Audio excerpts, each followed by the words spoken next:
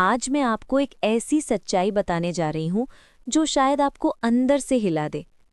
अगर आपका बच्चा बार बार बीमार पड़ता है, दवाइयों से भी पूरा ठीक नहीं हो रहा और आप अंदर से डर और चिंता में जी रहे हो, तो आज जो मैं बताने वाली हूँ वो आपके लिए है।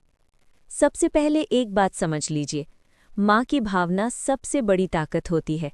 आपके मन की ऊर्जा, आपके शब्द आपके बच्चे पर सीधा असर डालते हैं। जब भी आपका बच्चा बीमार हो तो घबराइए मत, रोइए मत, डरिए मत, क्योंकि वही डर आप अपने बच्चे तक पहुंचा देते हो। उसकी जगह आज से एक काम करना शुरू करो। अपने बच्चे के पास बैठो, उसका हाथ अपने हाथ में लो और पूरे विश्वास के साथ बोलो, मेरा बेटा बिल्कुल ठीक है। उसकी तबीयत अब पूरी तरह से ठीक हो चुकी है। उसका शरीर स्वस्थ है, मजबूत है। भगवान की कृपा उस पर बनी हुई है। ये शब्द सिर्फ शब्द नहीं है, ये एक शक्ति है, एक कंपन है जो आपके बच्चे के शरीर में जाकर उसे हील करती है।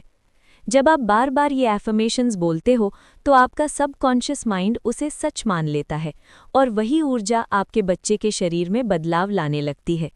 याद रखो, जहाँ ध्यान जाता है वही ऊर्जा जाती है। अगर आप बार बार ये सोचोगे कि मेरा बच्चा बीमार है तो बीमारी और बढ़ेगी, लेकिन अगर आप ये मान लोगे कि मेरा बच्चा ठीक है तो शरीर उसी दिशा में काम करना शुरू कर देता है। इसे ही कहते हैं लॉ ऑफ अट्रैक्शन।